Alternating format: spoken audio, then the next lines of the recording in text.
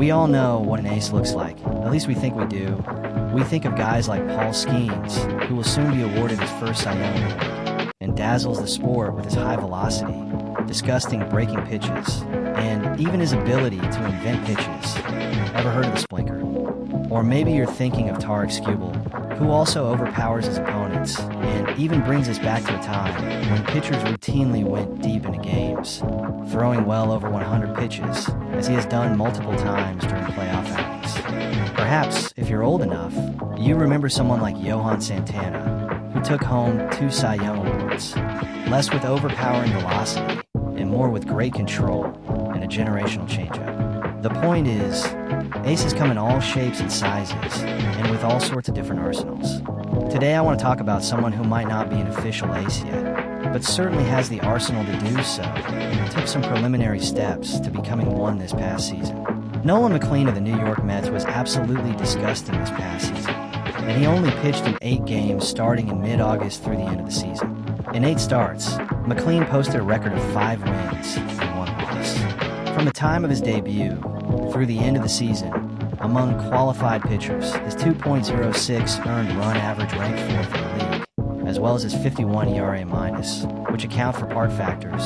His 61% ground ball percentage ranked 2nd in the league, and he ranked in the top 10 of both strikeouts per 9 and expected FIP, according to Fangraphs. None of this even factors in the fact that the Mets needed to win in every start that he made as they pursued a spot in the postseason. As impressive as those stats are, they don't tell the whole story of why this aspiring ace is nasty.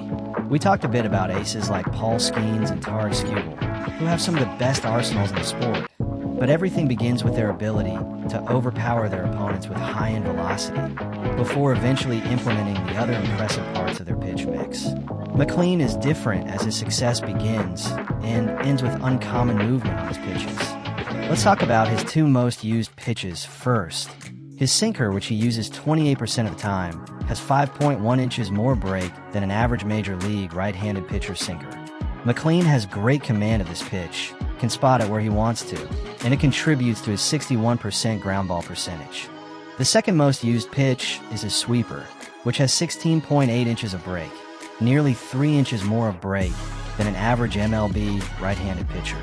This pitch, quite simply put, is filthy and makes batters look absolutely silly. When we look at his first start, he used it to make Randy Arozarena, an accomplished hitter, look very bad.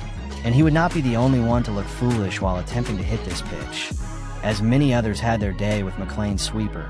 My favorite part of the sweeper is the way it complements his curveball. His curveball is a true unicorn of a pitch. It has 18.7 inches of break and 13.6 inches of drop, which comes out to 9.6 inches more break and 3.7 inches more drop than an average MLB right-handed pitcher's curveball. The pitch carries a similar trajectory to his sweeper, prior to falling off severely at the end. The pitch has the chance, in my opinion, to be remembered in the iconic fashion that a pitch like Clayton Kershaw's curveball was. McLean's changeup is also an outstanding pitch with ridiculous vertical drop. The pitch averages 6.2 inches more of vertical drop than an average MLB right-handed pitcher's changeup. The pitch is only used 9% of the time, but when it's used, the pitch is very effective. These pitch makeups are that of someone who can be an elite, frontline ace for years to come.